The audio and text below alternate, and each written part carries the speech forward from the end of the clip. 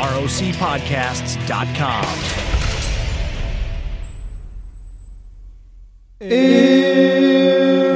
Eric Radio.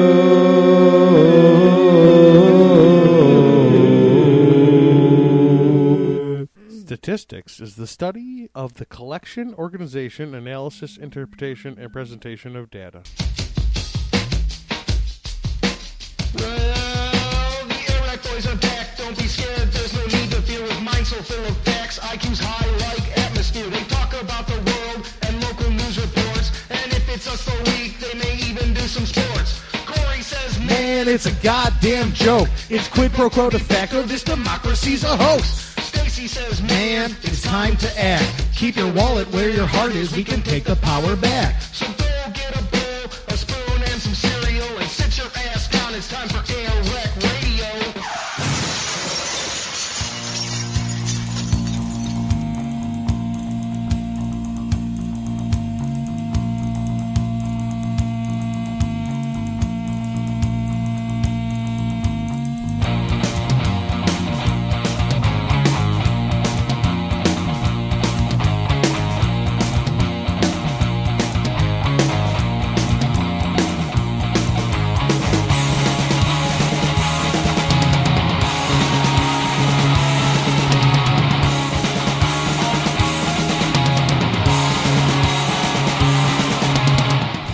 It is the 28th day in the 7th month of the year 2014.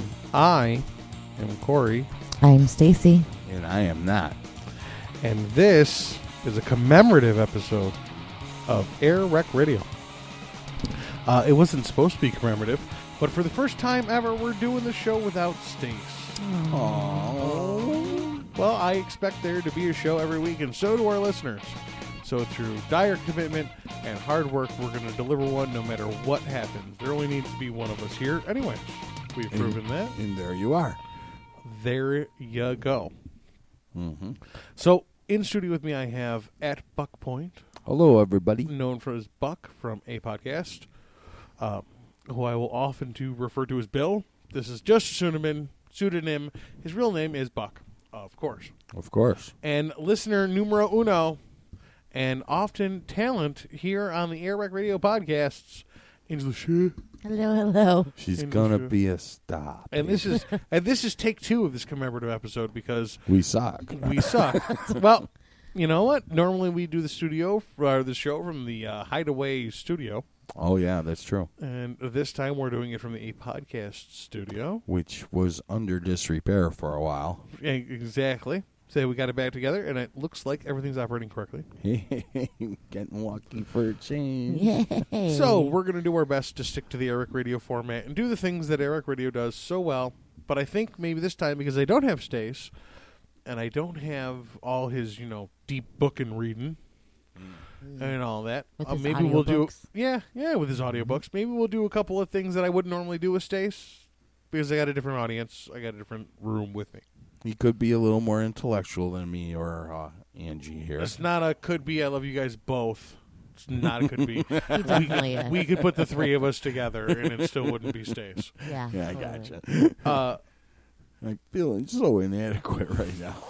Good, you should be, you little bastard. First and foremost, and would drive my buddy Stacey crazy, so I'm going to make sure I do it as often as possible. We have to slam some plugs out, and the biggest, most important plug is Mel's Clam Bake. Oh, 2 that's weeks coming from up. now, 2 weeks from now, August 16th, a Saturday, we're going to rock and fucking roll, folks. Yes. Eric Radio is going to Pavilion to rock and roll with Pavilion, some great New York. bands, including our favorite cover band here at the podcast, Revolution Theory. Absolutely. Me, Stace, Buck, we're all going out there. We're all going to rock and roll. We're going to have some drinking games, and we're going to have about 200 to 250 free. Say it again, free Free. beers. Beers. Holy crap. Free beers. Stacey brewed them himself. It's the Eric Radio Homebrew. Oh, that was his Yay. special brew I heard about. Yes, it's the Eric Radio Homebrew. Nice. When's he going to start distilling rum? when it becomes legal to do yourself in New York State, which it is not. I didn't realize that. No, yeah, you're not legally allowed to home distill liquor. You have to get a distiller's license and go through a whole bunch of hoops and shit. How about that for a little bit of telling you what you can and cannot do with yourself? So cleaning out that part of the basement didn't do me any good. Nope. No, not at all. I'm not installing still. And you don't need that much room to brew some homemade beer, apparently. But well, that's awesome, man. So he's gonna have free beer. we got free beer. We got drinking games. We got rock and roll. We have all you can eat pig, clams. Oh my and all God. sorts of delicious. In all And this Eric Radio for will be live for all what day long. now? That's right. Eric will be live all day long. All day long All day from long. the site.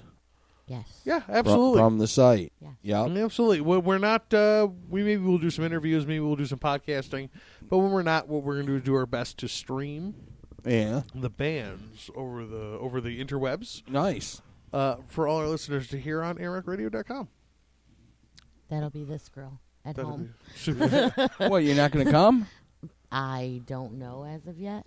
Really? Why? You got a better offer? Maybe. Who is he? I can't tell you. It's a secret. I know who it is. I think you know who it is. Oh well, I'm looking forward to it myself. Matter of fact, I've been doing a little networking, and after I go this year, I'm thinking I may even be able to help make it bigger next year. Oh, well, that would be helpful Mm-hmm. if you do some goddamn work around here, Yeah, Mr. Executive Producer.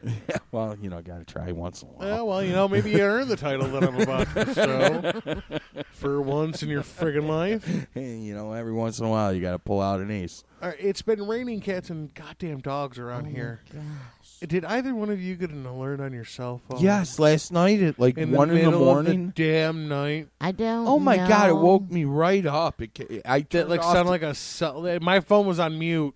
Yeah, By the way, mine was too.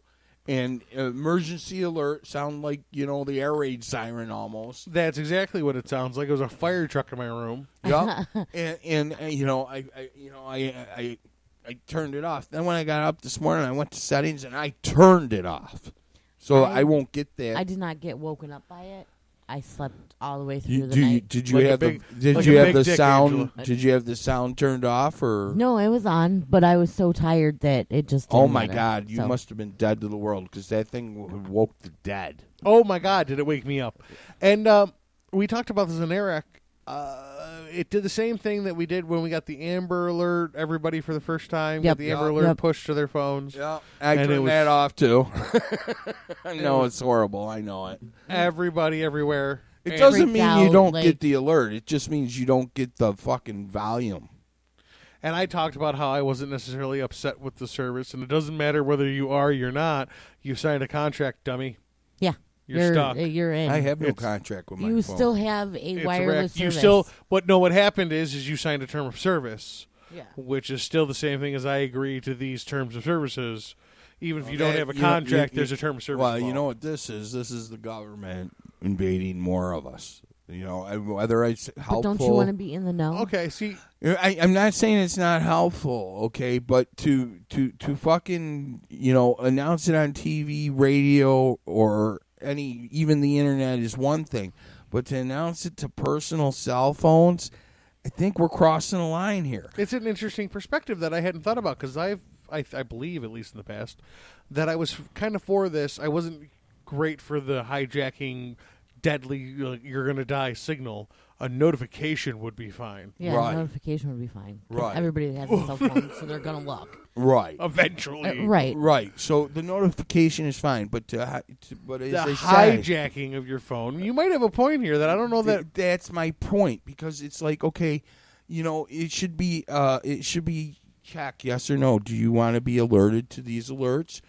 And it should go a step further. Do you want to be alerted audibly or just visually? Have them posted to your phone? Fine. But for you to wake me up in the middle of the night with a flood warning See, that's also a problem. that basically only affects certain people living in certain places in the area, that was totally uncalled for. When it happened with the Amber Alert, it was at like 10 a.m., and Yes. it was cool because I was in a public place because I was at work. Right. And it was kind of cool because everybody looked at their phone at the same exact time to the same exact. And you're like, what the hell is that?" this? Yeah. And everyone looked out the window for a black Saab driving down the road. I mean, instantly. So I can see where there's a good thing here. But did I really need to be waking up at 1 o'clock with a flash flood warning?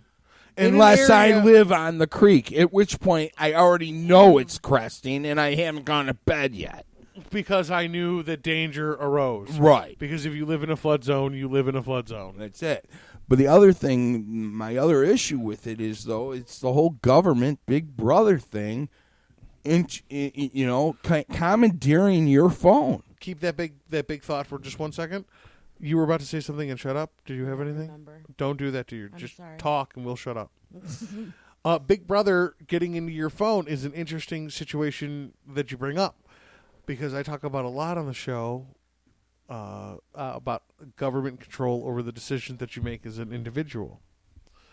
And this is my personal cell phone, and we all know that the NSA is going to be able to get into it all they want. I mean, there's already in the works in Congress right now where Congress shot down a law that said police could search your cell phone. Police are not allowed to search your cell phone because it's too personal.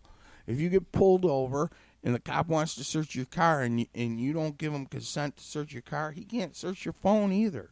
No, because Okay. that's your personal property. It's your personal property. There's bank statements on some phones. There, who knows what? I mean, it's too personal. It's not just a form of ID. Not some phones. My bank statement, both checking in, savings, my credit card, my reward card from work, Yeah. everything is on my phone. Exactly. All of and it. It's, My social there's security no number. Reason, There's a copy there's of my no license reason that I for took an a picture officer of. of the law to delve into any of that, especially without just cause or a warrant. Period. He needs a warrant to look at your cell phone. He needs a warrant. Well, it depends what state you're in, my friend, because that's not necessarily true. No, We've done news stories on AirRec where there are states that have scanners that the police can just take your phone and plug it in. And that's what I'm talking about. This was just recent. Congress was passing a law saying they can't do that anymore. Did it happen? Did it pass? I don't know. They were working on it. That's what I'm saying. I thought it got shot down, that they weren't going to let police do that anymore because it's too personal. It is too personal. Everybody It's has too everything on their personal phones nowadays. You need a warrant. I'm telling you right now, in this day and age, and I hate to say it, but in this day and age, law enforcement, local law enforcement, all the way to the state level, is nothing but military police in disguise. Okay? Oh boy, as They've listener, got the arsenal. All the ex-army weapons are being sent to our individual police things. no according question. to, I mean, they've got According to what? according to the internet and the news feeds I've read. Do you know what it's according to? Air Rec Radio. We did that story, and it's absolutely true. They are dumping military surplus into the local. I didn't know government. how to word it, but I had read it and I had heard it. We did it on the show, and Like 3 weeks ago. Angela Shu, listener number one, would probably See, I don't remember where I hear half the crap I hear. That's my problem. Okay, I have to stop, and I'm going to leave it in the show when I edit the show. I love you, Stacey, but I cannot deal with the interaction. It destroys my train of thought.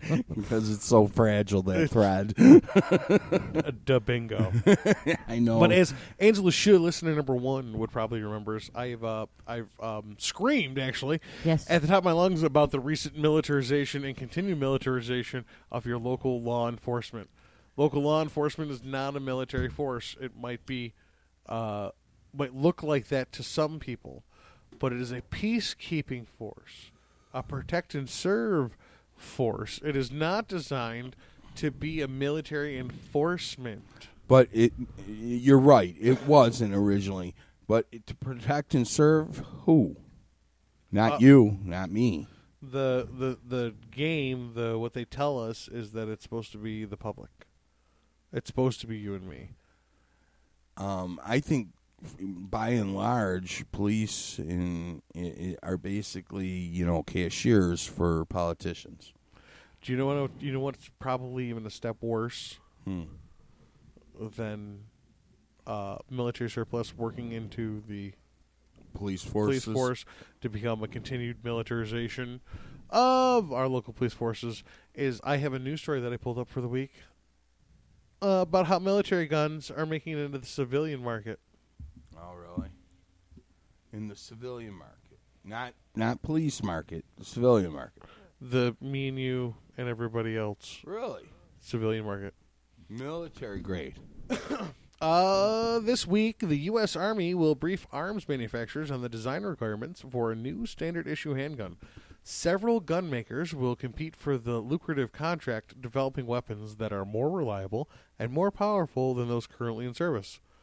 Officials say that upgrade is overdue. It's been nearly 30 years since the Army adopted the Beretta M9, but the last time the military challenged the industry to make a better handgun, all the innovations intended for the battlefield also ended up in the consumer market, and the severity of civilian shootings soared. Of course they're going to say that. I mean, come on. I mean, they're not going to say, they're not going to say it was a good thing. Studying gunshot injuries in the D.C. area in the 1980s, Daniel Webster of Johns Hopkins University noticed an alarming trend. As time went on, more and more patients were arriving at the emergency room with multiple bullet wounds. In 1984, at the beginning of the study period, only about a quarter of the gunshot patients had multiple injuries. But in the last 2 years of the study, proportion had risen to 43%. Over the same period, semi-automatic pistols with the capacity of 15 rounds or more were replacing the 6-shot revolver as the most popular firearm in the country, and it's not difficult to see the correlation. I would like to point out that that last line, whether he meant to or not, was editorializing by the writer. Mm-hmm. I'm sorry. You weren't listening, and that's fine. Somebody was. I was trying to catch up on the other correspondence. The last two sentences were, over the same period, semi-automatic pistols with a capacity of 15 rounds or more were replacing 6-shot revolvers as the most popular firearms in the country. It's not, this is the editorialization. Is that a word? I don't know. It's not difficult to see the correlation. That's not necessarily fact over that. No, I mean that's one study shows doesn't make it fact. That's kind of like a leap of faith there. I mean, you're just kind of conjecturalizing. No, I'm not saying that it's an unfair thing to say. It's not unfair theory, but it's just that, a theory. Without some more studies to be done. One study isn't enough to convince me either way on anything. Right. Yeah. Oh, I agree. And let's face it, statistics are meant to be manipulated to suit your point of view. That's also true, but not the point of the story. The question is, why have handguns changed so radically in such a short period of time? Let's face it, all the changes are come from the military. What they want, basically. I believe the answer that is in there, what you were saying, was the vast military budget that supplies innovation towards more lethal and deadly killing machines that then gets leaked to the civilian market for efficiency, more profit. Mm-hmm. In order to, now we can kill each other more efficiently. Right. Or protect each other more efficiently. And that's a very noble thing you say. Depends on what side you're on. Well, I went to the negative. I went to the pessimist.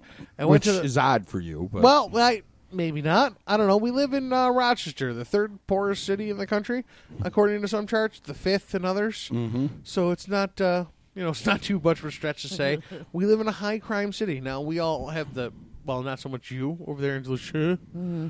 But for the most part, me and you live in the suburbs, mm-hmm. and it's still you're still worried about crime. I hate to say it, but the house across the street was rented out, and the new people have been moving in the last couple days, over the weekend, past weekend and everything. And just from what I've seen in the last 3-4 days, I'm really contemplating on getting some protection for myself. Elaborate? Loud, boisterous, obnoxious, and Listen, I didn't ask you about you. I was talking about your neighbors. yeah, well, you know. I couldn't help it. Maybe it was a little hacky, but it was right there. Isn't that like half of your friends anyways? I mean... Half? You're talking about me. Oh, you know, I don't know. You know? I really don't know how to explain it. Do they just look shady? No, you know, it's more than that because, you know, I've hung out with a lot of what people would call unsavory or shady characters of my time. Why does everybody keep talking about me? I'm right here. Anyway, but it's an instinct. I just can tell this is trouble. It's a loudmouth. It's, you know, it's little big man syndrome. It's just someone trying to prove himself. And I'm an old man. I'm not going to play that game. You're going to threaten me. I'm going to end it. You know what I'm saying?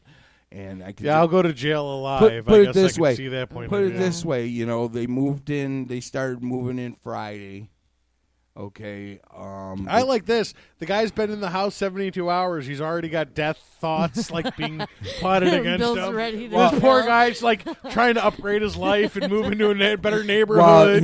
He's probably got his kids getting ready to go to good school. They started moving in Friday. Saturday, when I left to go to the poker game, the truck was parked out front with all the doors open and the speakers going full blare in a nice, quiet little neighborhood. Well, okay, how old is this people, by the way? 30s. Okay. Okay. No problem. It's daytime. I get it. You know. People like rock and roll. You used to like rock and roll when you were 32. I still like rock and roll. The neighbors just don't need to hear it, especially when you've left it on in the truck. But did you... when you've left it on in the truck for a fucking half hour and you're not even outside, you're in the house. But when you were that age, did you even think about your neighbors at that time? Yeah, I was taught to be considerate. It doesn't matter. No, I did. Music Eat way the dick. too No, loud. We didn't. If we played our music You loud, still played we it too we loud. didn't do it in the driveway. No, you did it in your garage so everybody fucking could hear it in the we house. did it at the It didn't fucking matter. parking lot at the beach where it didn't matter. It or does in matter the because park. not everybody appreciates the music that you appreciate. That's true, but we didn't do it in the neighborhood. It doesn't matter. It's a weekend. No. It's a weekend. I'm not saying Had it been during I the gave week, him I that. could give Shut it. up. I gave him that. No. Okay. I gave him Whoa, that it whoa, was whoa. Saturday. I gave him that it was just the weekend. I wasn't complaining about that. What I was complaining about was when I went to leave to play poker and I noticed he wasn't in his truck and he wasn't in the yard. Where was he? He was walking out of the neighbor's yard where no one was home. Okay, I need to stop you for a second. One, do your best, and I understand the frustration and the want to. Don't tell people to shut up when we're making a podcast. Sorry. That is the exact opposite thing we want from anybody, is to stop talking when you're doing audio connection. I'm sorry. It's okay. Oh, it's so sweet. And I'm not your fifth grade teacher. It just doesn't make good content No. for shut up. I was excited. I'm sorry. It's just I get it. I get why you're excited. I also want to point out, and then you wonder why I, make fun of you and pick on you for being old. You got to admit, can you just step back for a half a second and think maybe somebody else might think what you just said was a little bit like, hey, stay off my lawn? He came out of the neighbor's yard when no one was home. Okay, but that's not what we were talking about. We were talking about the music. And No, that's what that was just setting up No. to the point that I found the problem with. That is a the problem, yes. was him coming out of the neighbor's yard when no one was home. Okay. Okay. Wait a minute. Maybe I missed that part while I was The yabber-jabbing. music and everything else was just a setup to that. Maybe I missed that part. I don't even think I heard that part. Because you didn't let me quite get there. Oh, I'm sorry. He came out of the neighbor's yard. Right, because I walked out to get in the car to go to the poker game, and I see his truck wide open, stereo blaring, no one around. I'm like, what the hell, So I took the trash out to the street. I took the recycle bin out to the street. And when I put the recycle bin down and walked back to the car and unlocked the car to get in it, there he is walking out of the neighbor's side yard.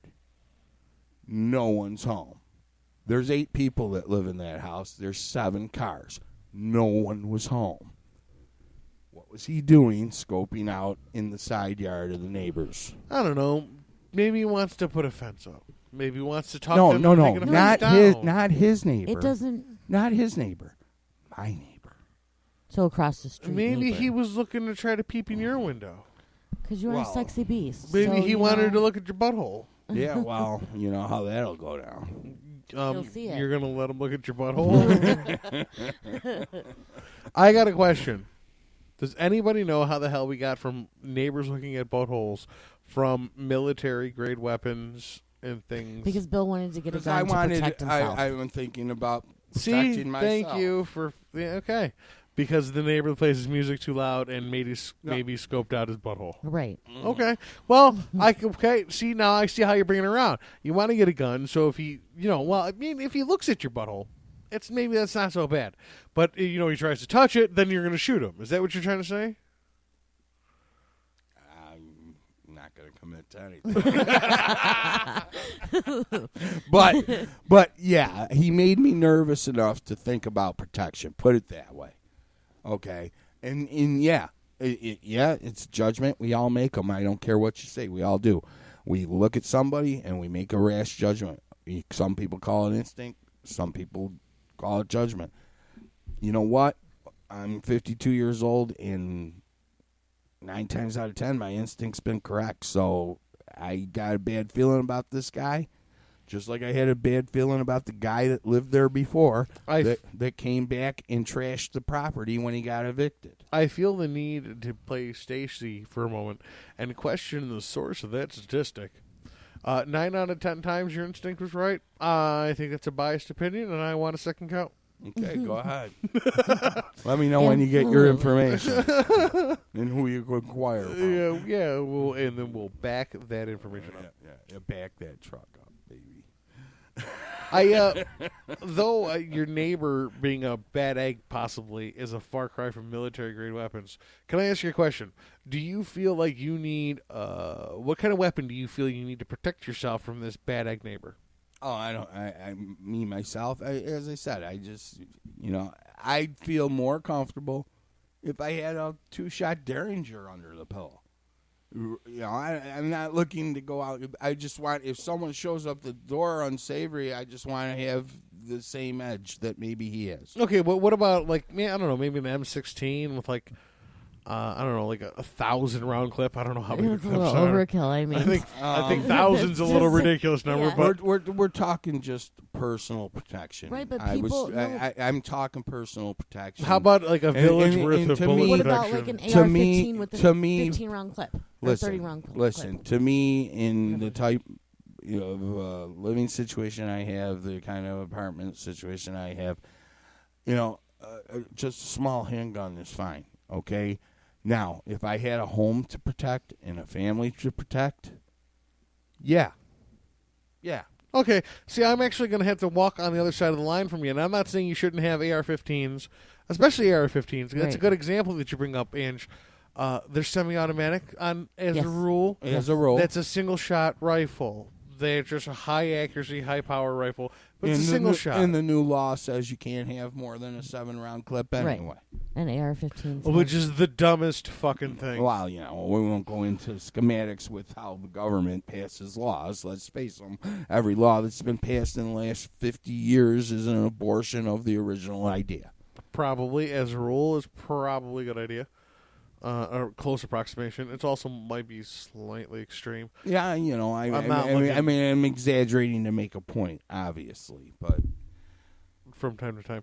But as I was saying, is I would have to disagree with you as far as the personal choice for protecting one's home and family.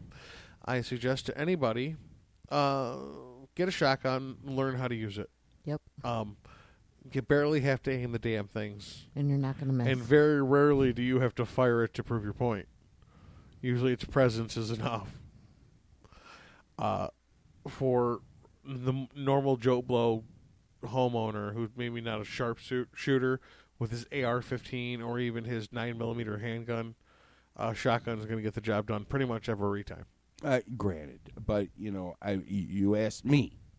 I'm just saying, like, I would think that it would be a better home defense weapon. The reason I shy away from the shotgun right now and suggested the small handgun was because of my living situation. Okay. You might in a situation you might have some collateral damage because you have people living around you. Not only that, it's a lot easier to secure a handgun than it is a shotgun. That's the exact opposite situation of truth in the state. Yeah. Anybody can buy a shotgun.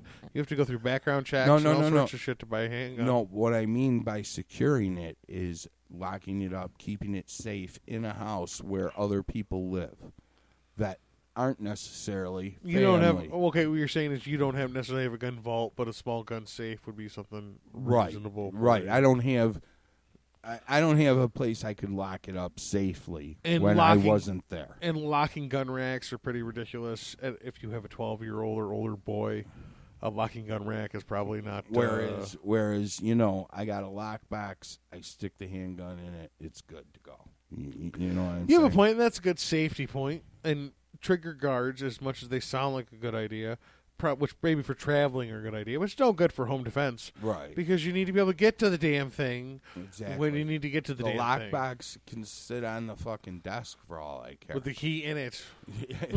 Well, you don't have kids, so what's the difference? Right, it doesn't. But I don't want to leave the key around because I have roommates. You know, Right. what I mean? Well, that's a good point. That's why I'm saying, for me, when you asked me, that's the way I would go right now with my living situation, okay? Now, if I had my own place or something, it'd be a different situation. I'd probably go a different route. Let me ask you this. What if I wanted to buy an M16 with a, whatever, fucking 30-round clip, whatever it is? Mm-hmm. What would you feel about me doing that? I don't have a problem with it. Okay. What about Joe Blow next door that you don't know as well as you know me? What about Ange? What about, that guy over there and that guy over there? Or that shady neighbor that What do just you moved feel? in. What do you feel about people having access to that kind of firearm? I don't have a problem with it for the plain reason that some enemies, they will have the same kind of firepower. Okay, what enemies? Just fucking talk to me. Because if you're talking about, like, military enemies, they're not going to have the same kind of firepower. They're going to have more. Their firepower is going to make you They're look gonna like have a more. fucking idiot. They're going to more. But what I'm saying is... As George Carlin said, the military has flamethrowers. But what I'm saying I'm a is... flamethrower. I would... If it came to that, I would want to have as much firepower as I could to go against it. They go against their tanks, flamethrowers, Whatever. UAV drones. Yeah, I want as with much as I Hellfire can missiles get. from depth. But you can't because they said no. Even if it's the last great act of fucking defiance, holding my finger up in the air, going, fuck you, as they're blowing me away, I still want to have the most I can have to throw back at them. I applaud you for your very libertarian point of view. I'm not quite sure what you mean by that, but... As a rule, libertarians are supposed to believe in separation between government and people's rights. Oh, then Government's for a very limited role, and people are allowed to be free to choose the things that they do. So that means limited government, limited influence on people's lives. Maybe it's not the exact definition, but that's the way I interpret it, at least. I like that. Then I tend to agree with it. But at the same time, I know I'm probably all over the board on different issues. Well, you're allowed to be. People are allowed to be all over the board on different issues. You're allowed to have conflicting opinions on the same issue. You're a human being. You're allowed to see things from different angles. You're allowed to feel different ways about different things. You're allowed to have a stronger opinion about the things that affect you personally than things that don't affect you personally. I say on the show a lot how I'm torn because I can see both sides of the issue. Me and Stacey, me and you talked about this earlier. Me and Stacey had a disagreement on the show about the distance people should be allowed to protest abortion. Oh yeah, clinics. yeah. I remember that. And I was like, you need to step the fuck back. And she's like, well, this is, the United States of America, and you claim to be a libertarian, to, let people make the choices that they make. But you still have to have respect for other people. Exactly. It's a society that requires respect for other people, including people maybe not necessarily abortion doctors. You go ahead and, protest all you want, but there's other people here that you can't interfere with them. Well, yeah, there's people here that are doing the books. There's hundreds of people at these clinics that aren't abortion doctors or even nurses. There are people cleaning the floors, doing the books, making appointments, answering the phones. Just trying to make a buck. These people are trying to feed their families, and they can't get to work safely because people want to protest. You're allowed to protest. This is the United States of America. Step back. And that was my opinion. And sometimes, see how that is? As I claim to be a libertarian, and I feel like people should have the right to live their lives the way they choose. But I also feel that there's some level of regulation that should be out there to help conduct civilization.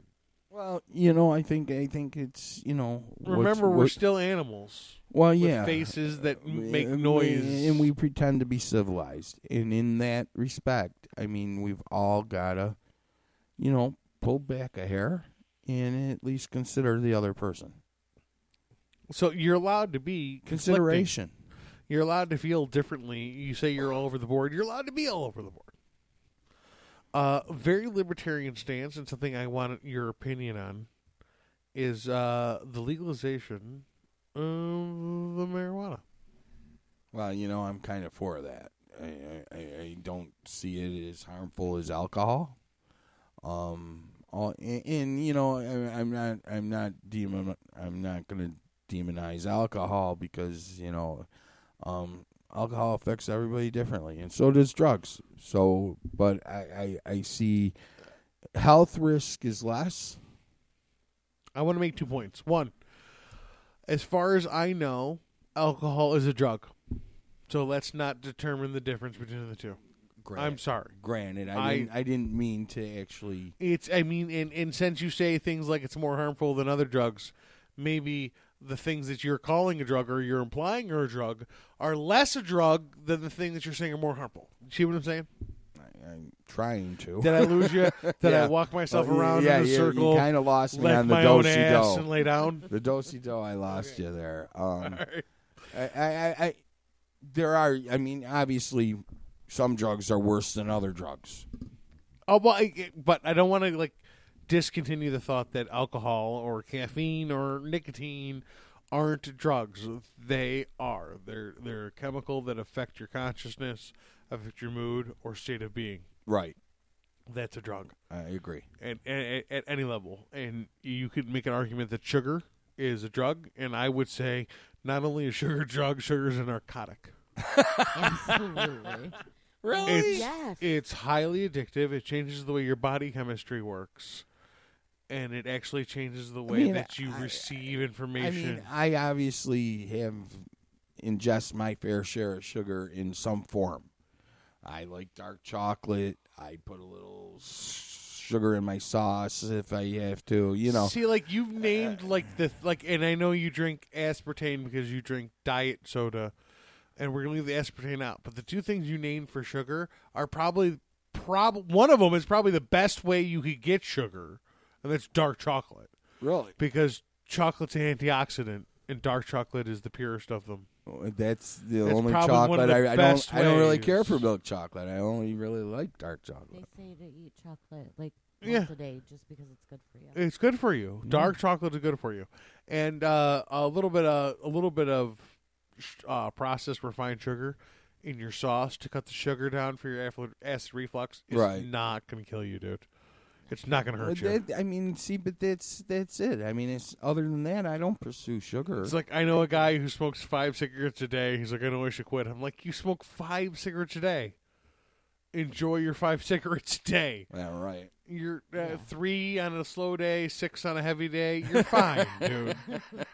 God, if I could smoke 5 a day, That's why I don't smoke. I 'cause wouldn't it's smoke. 5 packs. I probably wouldn't smoke if that's all I was Sugar, smoking. I crave sugar. Do you really? It's a narcotic, dude. I claim it high in heaven. How come I don't feel that? Some people don't like certain drugs, dude. Some people like uppers, some there you people like go. downers. There you go. You know, I don't know if that's a true statement either. I think if you're given enough of any drug, you kind of like it or get addicted to it if it's addiction. Not true. Well, I mean, to a point, like you can get conditioned to something, but Like, people still have a preference. Like you can get conditioned to high fructose corn syrup, but Right. Okay. that doesn't necessarily mean that some people are less to like it than others. You might have a natural apprehension towards it, or apprehension against it. I mean, or a penchant for it. Well, I was thinking back to when I was 15 through 22, and I was a beer drinker. I mean, I was drinking beer to get drunk. I mean, it was readily available. That's what that was the purpose. I didn't like beer. I didn't enjoy beer. I think with a lot of things that happens, especially beer, is you learn to like it. It's like broccoli. I think you learn to tolerate it. Every kid on the planet hates broccoli, maybe minus a third of a percent. But adults generally, you'll be like, "Oh no, I like broccoli," because you learn to like it. Yeah. Yeah, I It's like beer. It's like whiskey. Okay, when I started drinking liquor, I was a heavy rum drinker because it was super sweet and it was like a transitional thing from beer. Didn't we just say that liquor or bourbon's sweeter than rum? Well, I didn't say. I said it. I said that it could be perceived as sweet as rum. Okay. The mixer. Well, no. This is why we'll get to it. We said it before, but we'll get to it. And as I moved to liquor, I went from rum to whiskey, which maybe is a different. It could be perceived as sweetly, but maybe it's a little different feeling. Definitely a different feeling in drinking. Where rum is made of sugar cane, whiskey is made of corn, and corn makes what? High fructose corn syrup. There you go. So I could see where the starch in the corn becomes a sweet taste, especially to the perceiver. And again, that brings back to the fact that some people are going to taste things differently or feel things differently than others. Which is part of, if I'm not mistaken, is part of the fermenting process in bourbon and whiskey, right? I don't know enough about it. Okay. I don't know enough about it. What I do know is that the more money I spend on whiskey, the happier I am with my status in life. Does that make any sense? If it works for you, I'm going with it. I don't see a negative there. I mean, if you're happy. For the Eric Radio listeners, and I'm drinking awesome bourbon. Cory tonight, everybody, is drinking Woodford Reserve. Oh, unbelievable. Distiller Select. Very good. This is distilled by Chris Morris in this region, and Cory highly recommends it. Oh boy, do I! And I bet you, if I had Stacey here, he would agree. I brought Woodford last week, and he was very happy with that. So, delicious. I took a sip earlier myself, even though I'm not a bourbon drinker, and I've got to tell you, it was for bourbon. It's smooth. It's very good. Very good. Very good. Where we were before we got off on a tear was U.S. sees profound cultural shift on marijuana legalization. We drew this segue because we were talking about libertarian point of views and the government staying out of your personal decision making, and how maybe we both be over the board on that. And I think everybody should be. Which also ties into our cell phone Don't get conversation quiet. earlier. Which kind of ties into our cell phone conversation earlier, too. Well, government staying out of you. Right. And the things that you are and the decision that you make. Your bedrooms, your legal, your personal life. Your personal life. Things that you would want them to get a warrant to come and check through. I don't think like a perfect example, I think, of maybe a core libertarian view, in my opinion, would be gay marriage. I don't really think you should have an opinion about what happens in my bedroom. Yeah. Period. But I don't think ever. Ever. And I Ever. agree, but I also see the society view of, okay, that's fine what happens in your bedroom, but what's happening in the supermarket in front of my 5-year-old daughter? Okay, listen, hold on. And I used this analogy before. If my daughter grows up and brings home somebody to the Thanksgiving table for Thanksgiving and or Christmas dinner, you are not allowed to make out with it. I don't care what it is, boy, girl, left or right, up and down, gender neutral. You are not allowed to make out with it at my dining room table. There's a time and a place. So when you say, how you act in front of my kids, I think it's a different conversation about. The conversation is two people should not make out in front of my children at Walmart. The conversation isn't necessarily two guys making out in front of my kid at Walmart. Right. I'm not saying a slight show of affection, a peck on the cheek, a quick kiss is inappropriate. But if you're swapping spit in the middle of the aisle at Kmart, and I'm trying to walk down the aisle, ask you to not do that in front of my kids. Right. I don't care who you are. That was my point. And when I tell my buddies at the bar it was two gay guys, that's just me giving accurate description. It's not me necessarily being negative. No. I mean, it doesn't matter if it's two gay guys or a heterosexual couple.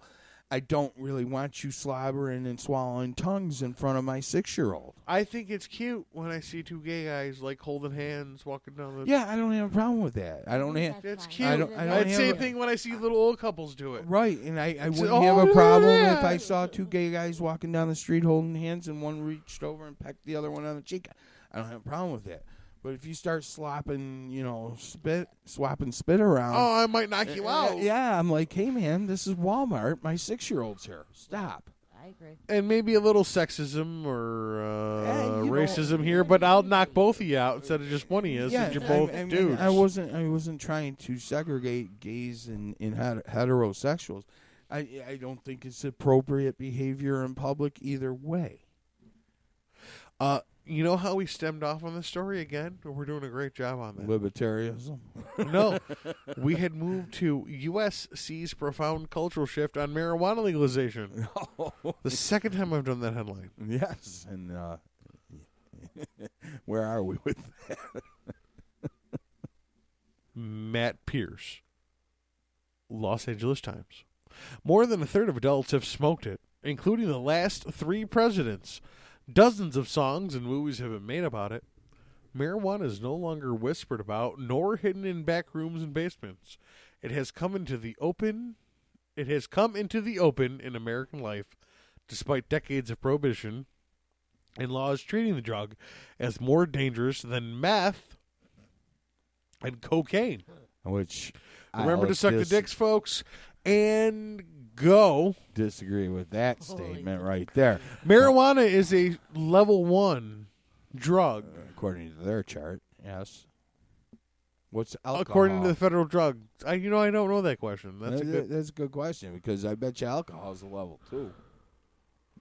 Well, they say marijuana is the gateway drug. So Gateway if you- drug, if which- you It's a smoke bull marijuana, fucking you're gonna, blow you're me. gonna That's stem that's open Blow me. for a lot of debate too. Okay, but the other problem I had with that first statement, was no longer whispered about nor hidden in back rooms and basement is coming into the open in American life. I think this might Despite reference decades. the 60s. Right. Okay. Because marijuana. What was the last It's time people more- who I smoked think pot it- were really nervous? I think it's 70s. in the 70s. 70s. Okay, They were trying to break down on it after the 60s. And I'm a younger guy, and I've only ever lived here. So I'm only used to the laws here. Maybe there's different states with different laws where you're friggin' nervous. Well, when I lived in Vegas, if you had a seed, that was a felony. Like, it was a felony to have a seed on your possession. You want to hear a quick side note on this whole marijuana thing? When I first went to work for Laser Bites years ago, he sent me to fucking Denver. And I'm driving across country in a company vehicle to Denver. And I think I was in Kansas or somewhere. And all of a sudden, I'm driving down the road 75 miles an hour, And I look over to my right, and the field is full of pot plants. I mean, acres and acres of weed. And I pull over. Those were corn plants, sir. No. I pull over. No. No. You don't understand. No. Those were corn plants. I pull over. I call the boss on the cell. And I'm like, dude, I'm in the middle of nowhere in Kansas, and I'm sitting in front of a acre full of pot. Was it budding, sir? No. It was all fucking what they call road weed. It grows wild out there all along the roadside. I just happened to be driving through close to an acre of it.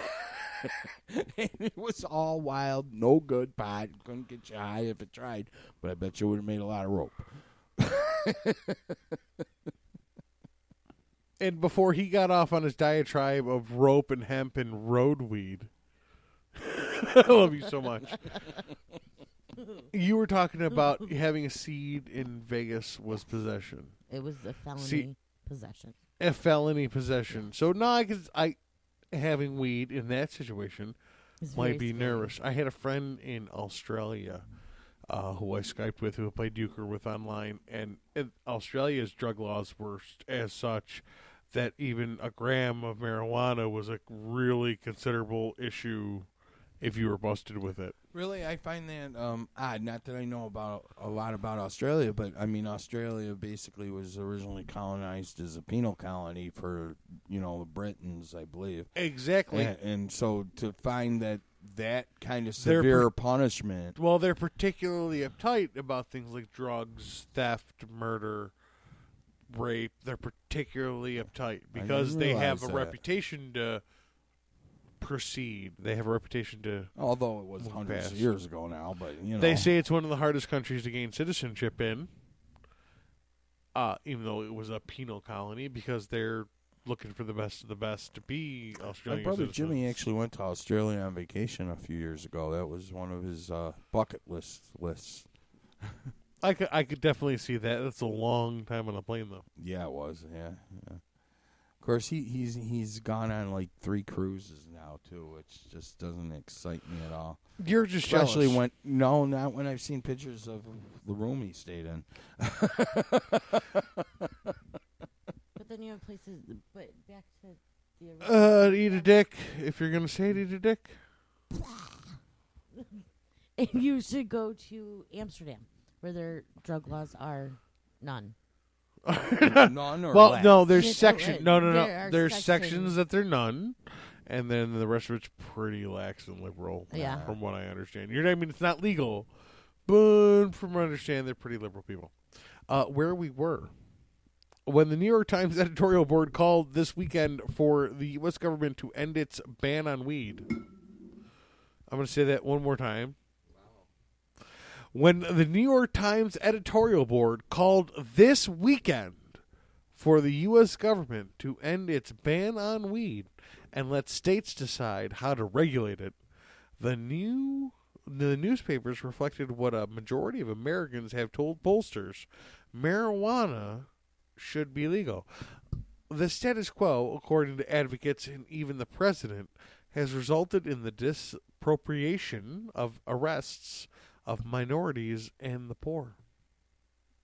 Not to correct you, but It was disproportionate. Right, arrests. That's what I'm going to do it again. The status quo, according to the advocates and even the president, has resulted in a disproportionate arrests of minorities and the poor. Which is why it's illegal. And we've talked about that a lot in ARAC Radio, about how they make, for the most part, good citizens. And I'm not saying good citizens follow the law every time, but for the most part, good citizens into criminals, which is a vastly different thing. I have to agree. The social cost, and quote, I mean, come on. The comedians do it all the time. What's the most trouble a pothead gets into? He smokes a joint and he takes a nap. it's a little hacky, but that's it. But it makes the point. Cat Williams said, what are the side effects of marijuana? Hungry, happy, sleepy. Pretty much. much. And It makes that a was content consumer. And I quote, "The social cost of marijuana laws are vast," the editorial said. End quote.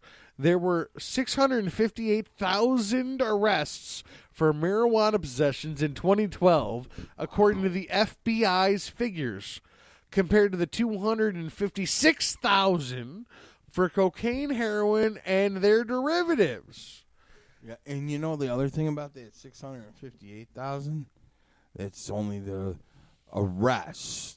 That doesn't add the other 350,000 people that got their weed stash taken by the cops and never reported. And that has nothing, and that's half of the people who are actually smoking weed and left that shit at home. Exactly. Even worse, the results are racist. Falling disproportionate on young black men, ruining their lives and creating new generations of career criminals. Because that's what's targeted. And I end quote. And I want to make sure that I say I end quote for a reason.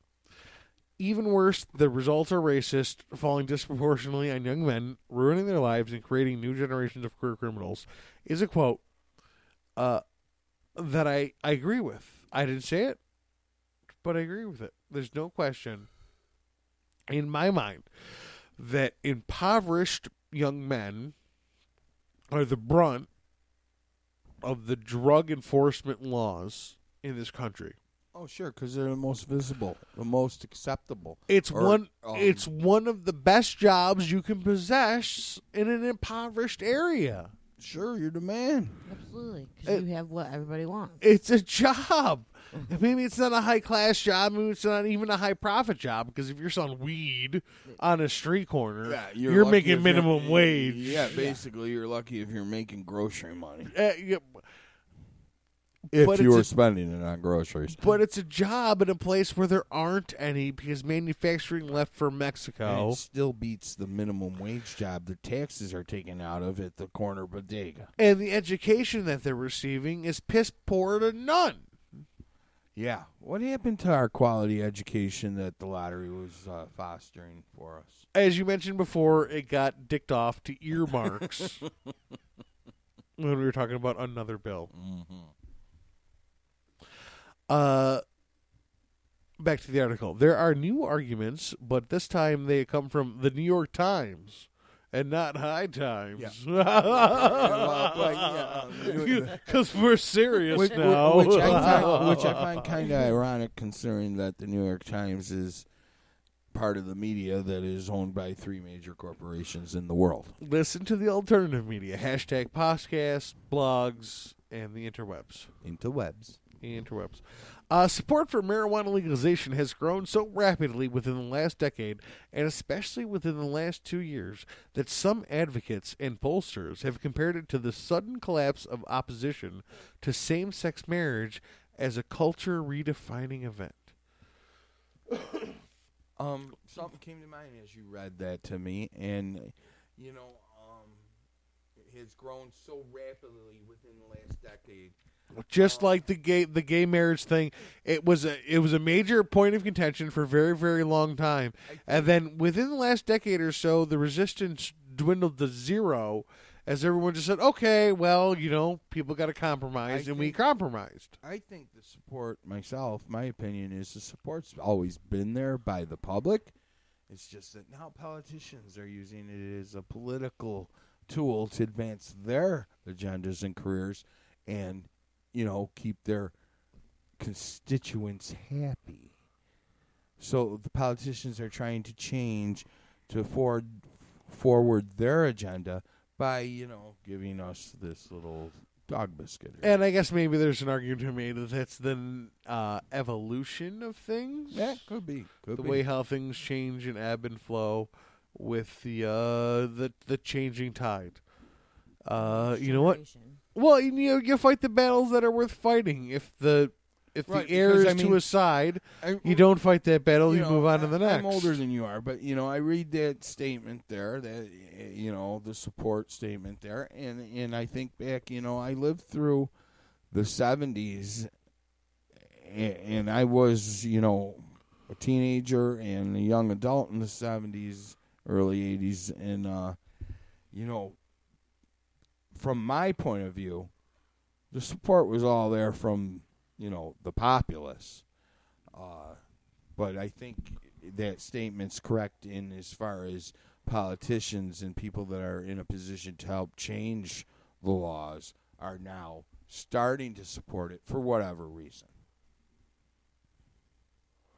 Well, it's like I said, it's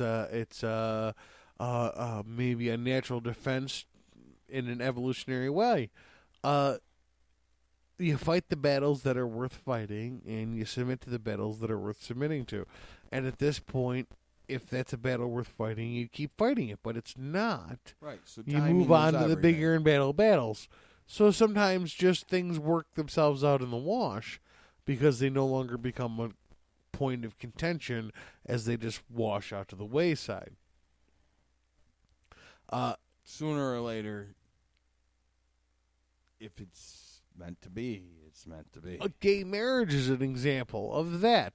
There used to be a major opposition to that, and maybe a lot of that was the religious right, and maybe a lot of that was bandwagoning. Most of that came from Middle America and the Bible Belt. Well, and a lot of that I think maybe came from bandwagoning. I listen to this party, so I support this fact. Go with their constituents. Constituents go with their politicians. It's kind of a cycle thing that happens. But throughout time, people have felt less and less maybe like this is an important thing to be discussing when we're spiraling out of control, and environmentally and economically. Even our legislative and judicial branches are showing a little chaos and discontent. I think sometimes social issues get washed to the wayside, and then they just kind of naturally move on. Yeah, I don't know how to describe it. Yeah. Oh, it's like I said it to you, and Ebb and you didn't. Flow, baby. Yeah, ebb and flow, and you didn't necessarily agree with me. But I said that I think New York State is pretty much going to skip over the medical marijuana thing and move right into recreational marijuana. And How can you say that when they just approved medical marijuana? For a very limited and scarce study group. Right, and it's not an herb, it's oils, it's not. It's pills, it's oils, it's vaporizers. Over the delivery system, too, which we don't agree on. So it's not like what everybody else is calling medical marijuana. That's why I think the medical marijuana thing is just a gesture. It's just a thing so we can say, well, we went medical marijuana and then recreational marijuana like a good people should. Instead of just going right to medical marijuana and collecting our right to recreational and collecting all the tax benefits. Well, why bother? Why bother? I mean, we're already good. behind two. No, it looks good. It doesn't matter, though, because we've already got two major states that have already gone and legalized it. The problem is the other big state in comparison to us, the yin and the yang, California, went with a medical marijuana program that was so loose it became a joke and virtually became recreational marijuana, but it really isn't because you still need a prescription for it. So that kind of actually put a dampener on the cause. Washington and Colorado. They've done it right. They've both done it right. And it's going to take some time for the stats to come out, and the stats are coming out. Stats are coming out. And that's why I say it's sooner than you think that places like New York are with high concentration of people, high population density, are going to go with something like legalized marijuana because the taxation, the tax revenue would be gigantic. Which proposes our next battle. They legalize recreational marijuana. That doesn't mean employers are going to hire you if you test positive for it. Oh, that's not a conversation. That's their right. If they don't want to hire you for testing positive, that's their business. The next battle that people will be looking at, because pot isn't like other drugs that are out of your system in 72 hours. Pot, you build up. It can, depending on your fat cell content in your body, you can stop smoking pot If you smoked it habitually every day for a year and you stopped and you're a 300-pound man, guess what? 6 months from now, you're still testing positive for pot. So how do they detect? Yeah, they can detect levels, but how do they know if you're at work high or not? So the companies are going to screen against it. So you're still going to be trying to flub drug tests and everything else, even though it's legal. Okay, make sure you're talking to your microphone, because I'm going to hell of a time editing the talking off mic.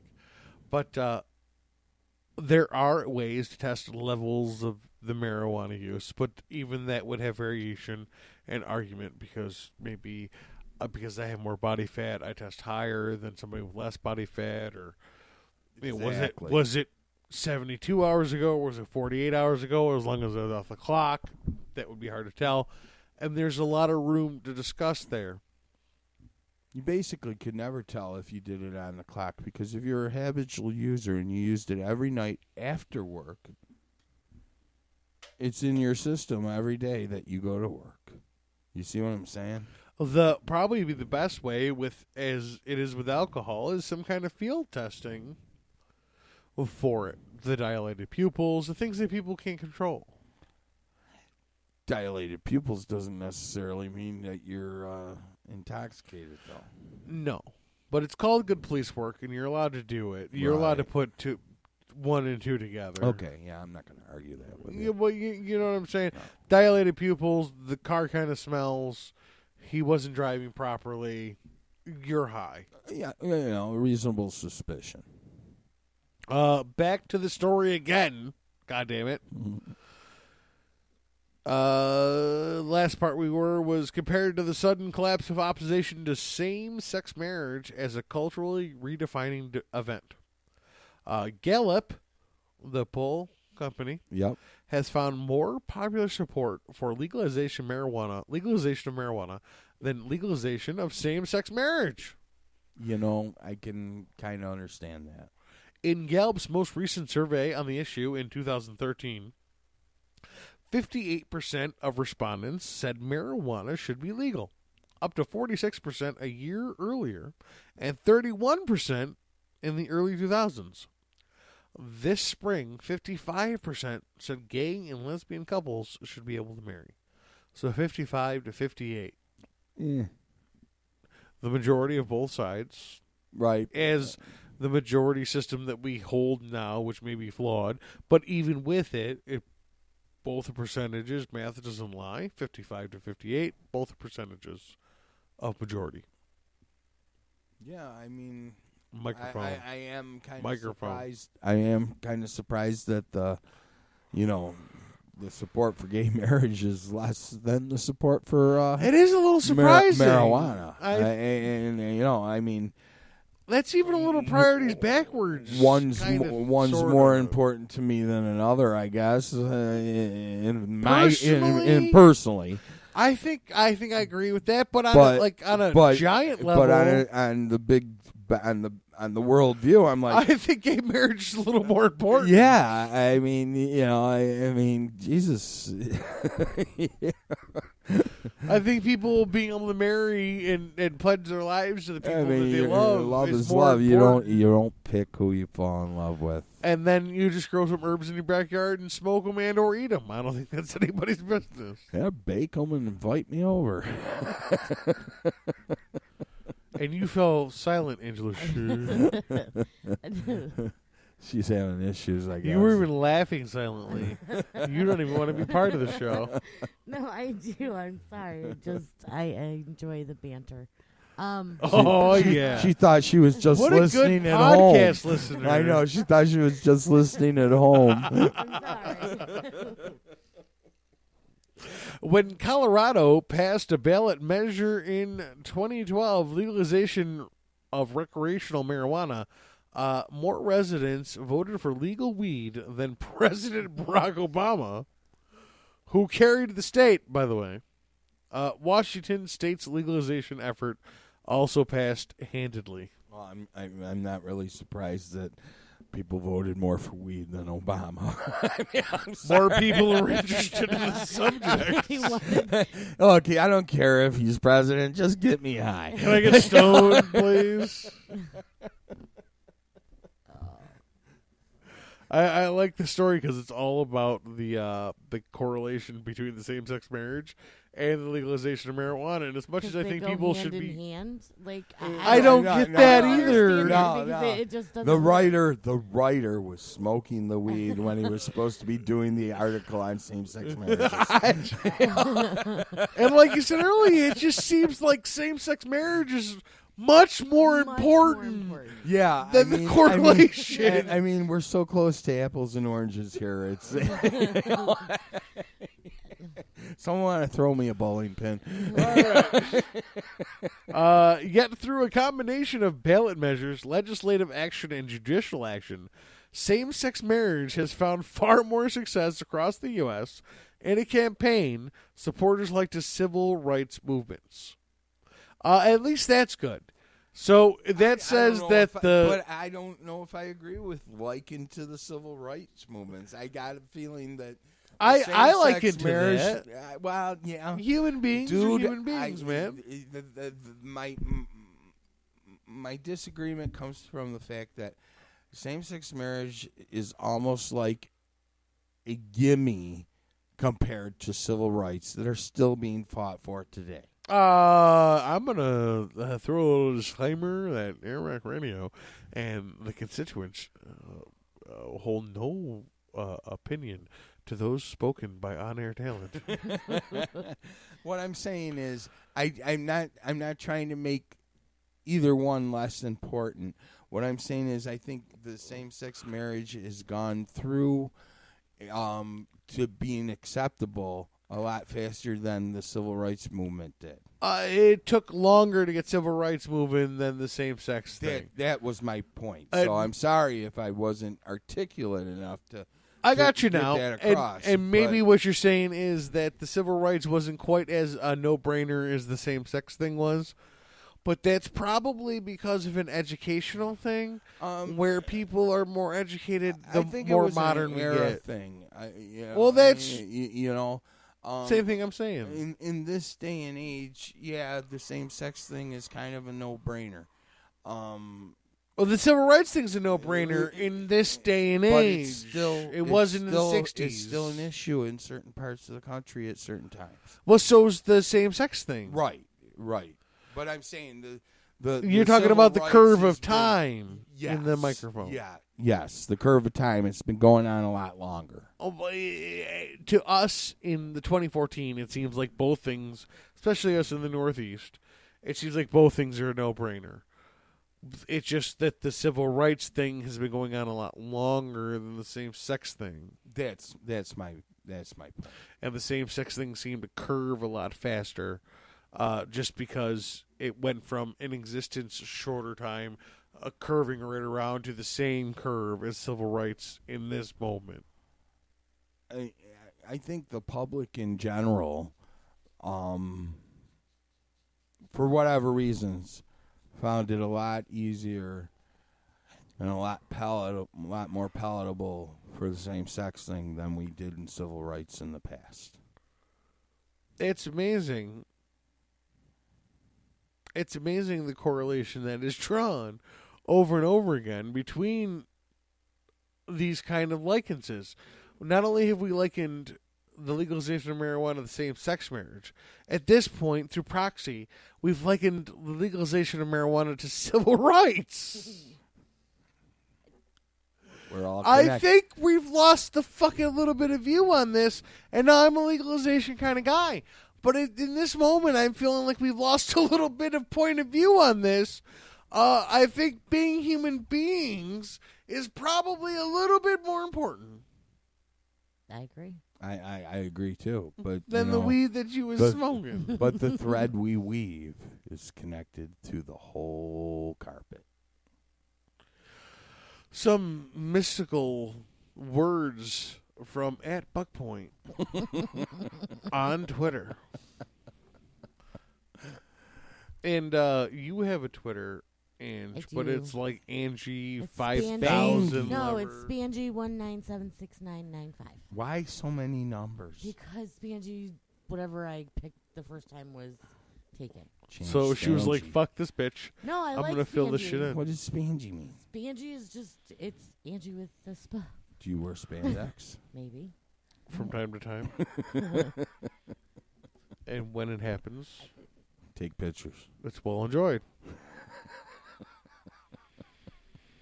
Well, this has been quite the debacle. Sorry, man. You know, we It's- did what we could do. It's not your fault. In fact, I've enjoyed having a little bit of an episode without the other man here. And I hope when it gets his, he has the chance to do a little episode without me there. He has as much fun as I did tonight. It's a little bit of a short episode than we like to do, but at least we did an episode every week. You didn't want to miss it. Exactly. I would like to thank at Buckpoint on Twitter, Thank you. at Spangela. Say What is It's this? at Spangy 1976995. I am, of course, at CPainRun. You should see him run. It's kind of cute. Please follow at AWR Stace Ghost. That's our missing co-host. And most importantly, follow at Airwreck Radio on Twitter. You can find us on the Facebook and most importantly, airwreckradio.com. Thank you for joining us. I appreciate y'all sticking through what is a commemorative episode of Airwreck Radio. And I'm missing Stacey for the introduction, but I have no slick intro for the exit song. Anybody? Help. Anybody? Stacey's always got a segue. He always says something. Yeah, you always got something, and I forgot to prepare for it. How about this? Good Be night. kind. It's late in the afternoon, the sun rising high. There's nothing to do around here, and if there was, well, I wouldn't try. Taking my comforts, taking good care of me. Sitting down in my easy chair, taking a sip of my sassafras tea. Now wouldn't you know it, there goes the phone again. It's probably just another wrong number, but someone tried to sell me something I can't even see. Well, I got the solution, how to deal with this insanity. Just sit down in my easy chair and take a big sip of my sassafras tea.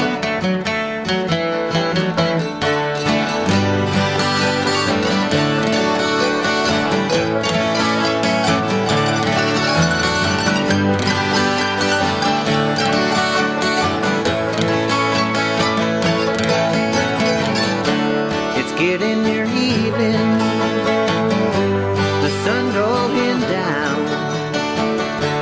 I guess I should shake a leg, climb in my car and roll downtown.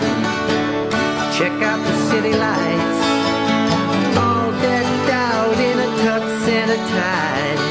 But I'm sitting in my easy chair, taking a sip of my sassafras tea. Now wouldn't you know it, oh, here come my neighbor Jim. He got the willies and the worries on his mind, and the weight of the world putting pressure on his spine. Well, I got the solution, I know how to set him free. Set him down in my easy chair and give him a sip of my sassafras tea.